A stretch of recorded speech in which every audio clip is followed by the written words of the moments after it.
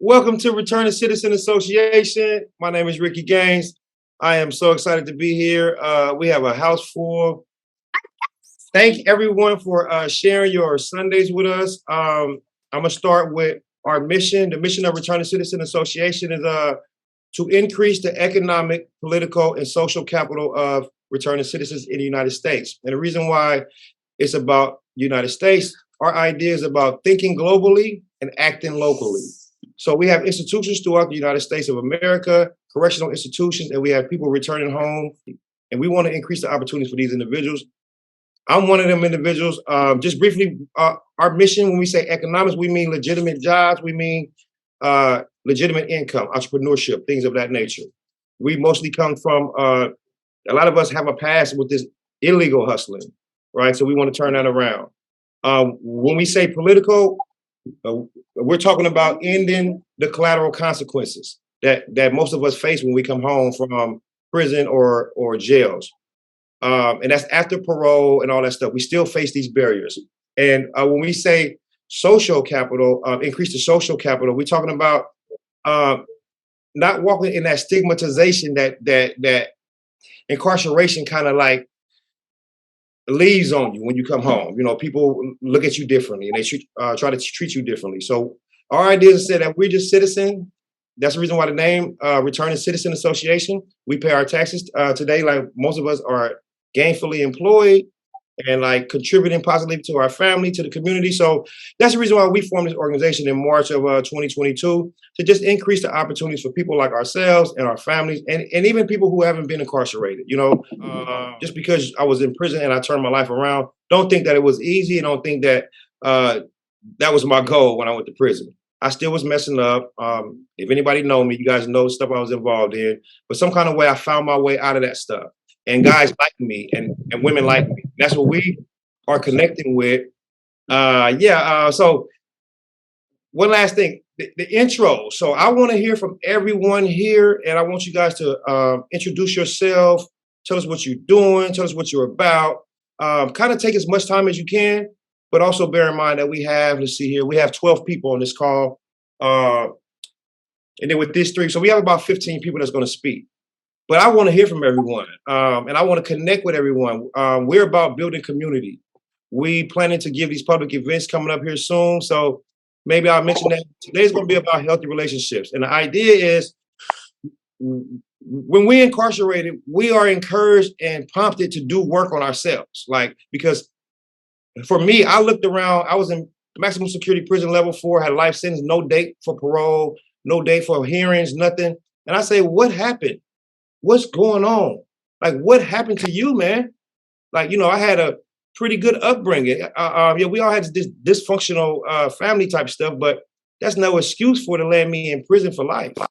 So I had to claw and crawl my way up, and it just gave me motivation to share my knowledge with people because, like everyone's not here. Like there may be people on this call that you guys are going to hear that there's some really tough situations. And we hope to be able to help people out with the information and the knowledge that we present. And you guys are all important in that too, because you got some skills.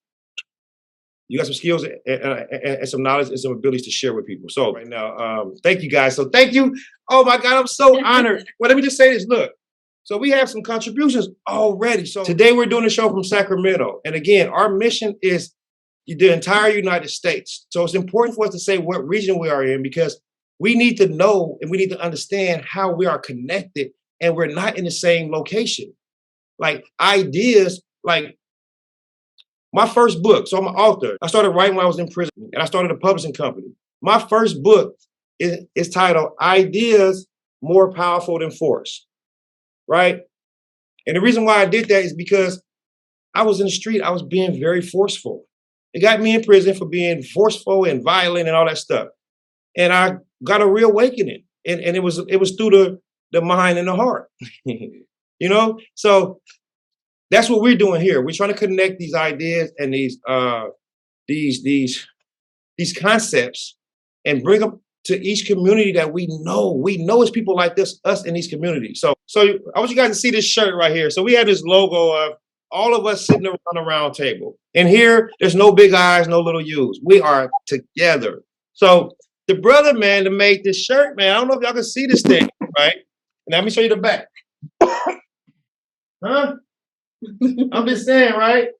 Not only did the brother come and bring me this as a token of his support, he also created this backdrop. I don't know if y'all can see that thing, but every time y'all see us now, we gonna have some return to citizen stuff. So I just want to say, man, look, it's people that's like money and all this different credibility. That ain't the stuff. Like what we're doing, this stuff is so beautiful, and I'm just so grateful. I thank each and every one of you. I just want to mention that. See something? I want to show y'all why it's significant. I prayed and prayed. I prayed and prayed for this moment, y'all. Stan, I prayed and prayed for this moment. This is my grandson right here, right? All right. So I prayed and prayed for this moment, like just this moment. When he say, "Papa, when I'm coming to your house, well, I want to come to your house, Papa." And I said that because I look like I see on my brother's Don screen. It looked like your son is with you, and if it is, I want you to say a little bit about why he's here. And another thing is this: our topics are designed to help our young people, our old people, as well as our young people. Because when I was growing up, I wasn't getting this information from people that I felt like knew it. Like I felt like the ones who I looked up to, they was just telling me how to do wrong. You know what I'm saying? So that's the reason why we're doing this, and that's why it's important for us to share the information and to archive this information so young people can go get it. Go get it. Yeah, man. He here just based on the topic itself, healthy relationship. This right here to me is a healthy relationship. Yeah, you know what I'm saying? I didn't have no father. I didn't have no father, no guidance. You know what I'm saying? So one of my main things was to make sure I be there for mine. To give him an example of what it's like, man. What it take to be a man. My grandma raised me. You know what I'm saying? So being here with him, guiding, giving him the tools, the do's and don'ts. You know what I'm saying? Don't do as I do, but do as I say. But at the same time, just kind of give him that good guidance, bro. Because I ain't had nobody. You know what I'm saying? And that love, I got to give him that love. So this right here to me is that healthy relationship. So I just told him to come in and see what we was talking about on this healthy relationship topic. You know what I'm saying? Bro, that's what's up. Everybody out here probably said the same thing, bro. That's what's up, bro. We love it, bro. But now, that's a healthy relationship. Now because he's here, I don't mean to put him on the spot, but one thing is we about teaching leadership, bro. So one thing about getting us outside of our shells, like it's one thing like when we're in the street, we be pushed to do certain things that get us outside of our shell, but it'd be negative. So when I learned to do this is I was asked to do certain things, or I was pushed to do certain things that had me outside of my comfort zone, and that means, and one of those things was talking in front of people, right? I hated talking in front of. I'm an introvert. You wouldn't know that today because I taught myself how to, communicate, had his social skills. But I just want him to introduce himself, say, who he is, how old he is, what grade he's in, and like what kind of goals we have. Thank you, bro. Yeah. I'm Don the third, and I'm a junior. At least I'm in high school. I play football, and my dad taught me everything I know for real. There you go. Like father, like son. Thank you, brother. We love you, man. We love you. We don't know. Yeah, all love. Oh, that is so nice. He's so handsome. Show right here. I told y'all. And what we doing is going to be groundbreaking. I promise y'all, because we come from places that we wasn't used to doing this, y'all. This is stuff that I'm doing every day. I've been working for almost 4 years. Like, got a promotion. Was doing my job, I guess, so well that my supervisors and bosses said, "Hey, Ricky, we need to tap you up. We need to move you up." Notice. Y'all don't understand. So we want to share this with other young people, especially like the young brother right here, Don. And he can be anything he want to be. And he going to get support from people like us. Right? Yeah. And I want to touch back with Kurt. Kurt had mentioned, both parties need to be willing participants. So you both want to be able to be on the same page, have the same goal. You both want to be in the relationship. It's not no fake, right?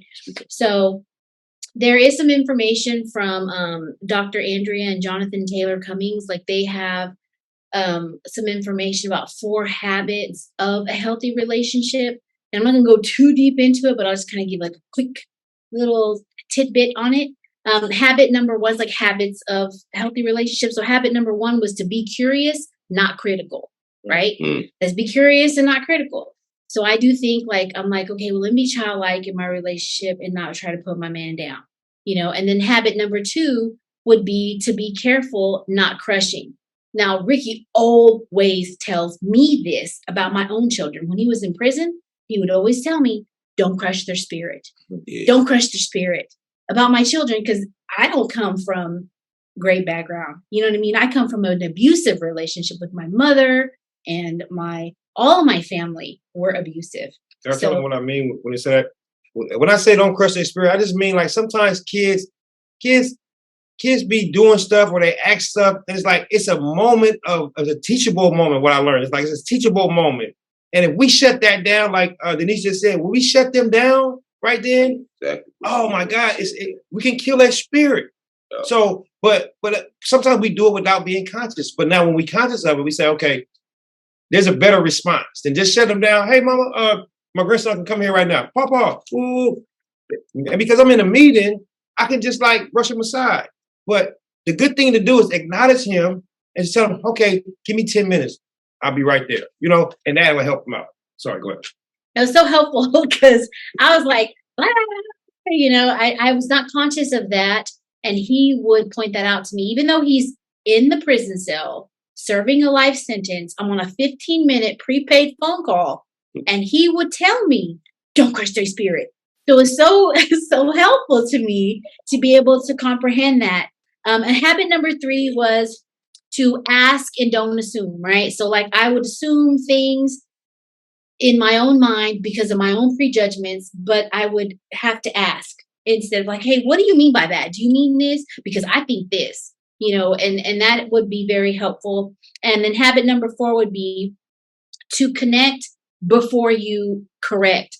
I'm so bad here because I'm constantly trying to correct him, level him up, get him to where I'm at, because I've been in society for all this time. You know, I'm a business account executive somewhere, you know, and I'm trying to, hey, you know, and that's just so not okay because he's where he is, I'm where I am. And even then, Come here. as a man, he's what I don't have, he has. And what he doesn't have, I have. So it's really helpful to recognize that and have respect for one another. You know, so I'll be quiet. I'll recognize, okay, well, I need to be respectful, but he'll also do it too. So that's helpful. We're not where we need to be, but we both want to be better. So that helps when you have 2 people, willing participants, who want to, you know, connect and love and be healthy and not harmful, and, you know, rise above from past things. Because, you know, my family has a lineage of abuse and, you know, all kinds of abuse, you know, but I think those are some helpful hints. And on that, I like that she said ask, don't assume, because I used to assume men was always, my significant other was always cheating because he never would call me back on Sundays and Mondays. I forgot all about it was football day. You know, he at home watching football. I swear up and down, he out and about and doing this and that. And one day I finally just popped over there. I was doing my little stalking thing. You know, I know how we stalk after a while. Well, there's a nigga up in there watching TV and I ain't answering my call. He watching the game. But I should have asked. I don't know why I just assumed. But I think that's what we do as women. I don't know. Thank you. That's Jay. all. Thanks. Thank Okay, you. I just want to hit on what Trey said. My husband, we being naked, right, babe? We being naked right now. Hey, baby, get naked. Hold on. Okay, my husband. Now I've been with him for 30-something years. We grew up together. He went to prison. Even though I didn't go to prison with him, I was in prison too. He never understood that. No, you wasn't. No, I did that time too. That was stressful for me. But what we've learned to do is learn each other's love language. That plays a big part. You need to know what your husband or your other person, what they yearn, what they always asking you to do, what do they like. My love language is affirmations. I like to be told I'm the shit. I like to be told I'm beautiful. I like to be told all these things, and I love gifts. I love gifts. He knows that. And his is pretty much you just be the woman. You just do what you need to do, and I'll do the rest. But my husband has a hard time of listening. He hear you, but he ain't listening. He ain't listening. And then I'm emotional with it. If he's not looking me in the eye, he's not giving me that, I feel like he's not paying attention. So men, y'all got to work on that. Look your woman in the eye when you talk to her, because we get emotional when the nigga just look at you like whatever. We think, oh, am I boring? Am I not talking about something good? So you got to be more emotional when your significant other or your wife is trying to tell you something, because that means a lot. Fellas, listen up, fellas. She just giving us a sis right here. I don't mean to cut you off, but I just got to make sure our ears is peaked right here. Thank you. Oh, no, that's true. Because if you don't do it, somebody else is going to do it. Yeah, so that's what we've been working on. Because we go up, we go down. Sometimes he can't stand me. Sometimes I can't stand him. But we always come back. So you just have to have patience with a man, especially one that didn't been in prison. Because it ain't easy. We find a way to find a common ground. Patience. Yeah, it ain't easy. Trust me. Oh my God, Jesus Lord. And he always tells me, I don't know why you ain't left me. I ain't shit. I be like, no, you're not. You are the shit. You are very much the shit. That's why I'm still here. Okay, baby, thank you now. See, I gave you that. You gotta give me my affirmation. You gotta give me my affirmation. Yes. This is why it's so important for couples to come like on some of these topics, because it's good to hear from other side. But sometimes I don't want to hear. I want to just talk to the guys. Just joking. But sometimes it's good for her to hear her talk about my stuff, because like I don't like airing our dirty laundry, but it's something about accountability and something about like the spirit convicting us. Like when we doing something wrong and nobody else to see it, we know it ain't right. And what Lisa just said, she just gave me a tip. She said, because I'm listening to her, she may talk to me, I'm listening to her, but maybe I'm not looking at her in her eyes. Mm-hmm. Maybe she's not feeling totally heard or totally felt or totally respected. And that's easy, guys. Thank you, Lisa. That's easy. That's a sis. Sis, thank you. And sometimes it could feel a little misogynistic. Like, I don't know whoever has children, if y'all seen that movie Milan, where, when she's a girl, like when she's impersonating herself as a guy for her father, because her father's too old, he can't go to war. It's an Asian film, and she impersonates herself as his son so she can go to war for him, and she's the leader. All the fellas are following her. She's dressed as pink. She's a guy, a boy in the film, but then she's actually female. But once she like turns back into herself, like none of the guys can hear. It's like deaf ears. Like they can't hear nothing she's talking about. And I promise sometimes I feel like it's like that. But I know that his heart means well. I mean, his heart is in the right place. So I don't take too much. I don't take it personally too bad. Thank you.